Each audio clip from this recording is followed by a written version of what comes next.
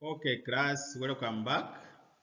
Last time we ended with the characteristics of subsistence farming in Rwanda, and this lesson summarizes the advantages and disadvantages of subsistence farming. Let's begin with advantages of subsistence farming. Number one, it is cheap. Subsistence farming is cheap. It is not expensive. And why? It is cheap because it uses simple tools like hoes, pangas, which cost less money. It provides employment. It provides employment chances or opportunities to family members only. Those who would have remained redundant get opportunities to get jobs in the farm. It ensures food security to the masses, especially family members, because we said it is mainly for home consumption. The produce is mainly for home consumption. So food security is a must where there is subsistence farming. Next, it maintains soil fertility since many crops are mixed. Since many crops are mixed in the same piece of land or in the same garden, they add different soil nutrients in the soil, and soil fertility is maintained. There is easy control of pests and diseases because farms are small. Because farms are small, it is practiced on smaller plots of land, and therefore managing pests and diseases is easy. Farmers are free from taxes. They don't pay taxes because they produce less and mainly for home consumption. This system is easy to manage because it involves family members only. Management is very easy. It does not involve very many members who would need to elect leaders. No. Farmers do not need to offer social services to workers since they are family members.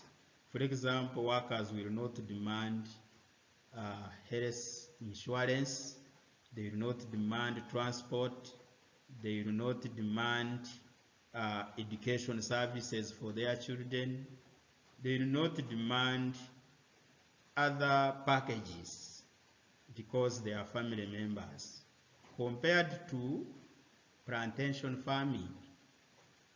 Next, the mixing of plants or crops of different heights provide good cover for the soil, and this helps to protect soil from soil erosion. Now, what are the disadvantages of subsistence agriculture or subsistence farming? It also has demerits. Number one, it employs few people, only family members. So it leaves other people outside the family unemployed.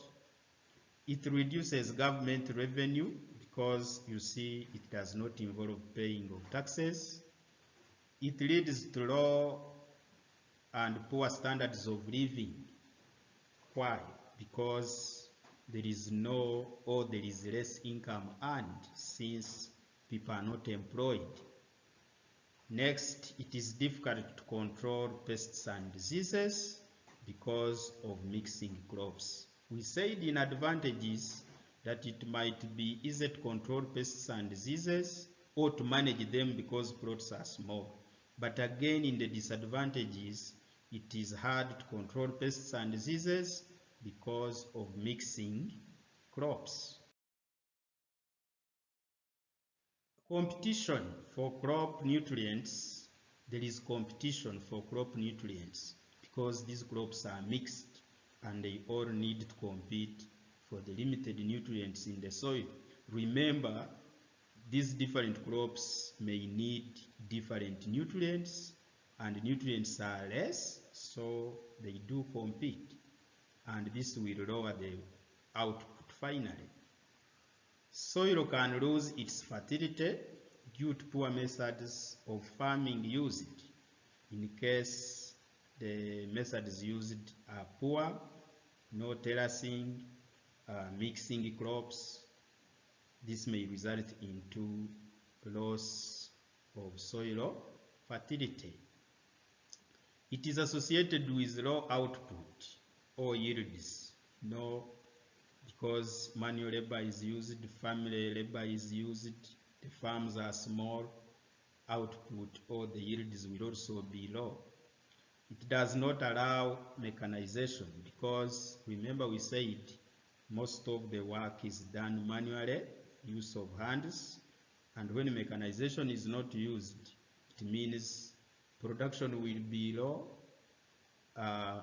and finally the outcome or the profits will also be low, and farms will keep on being very small because machines are not used, and sometimes the quality of the produce is also lowered. Thank you.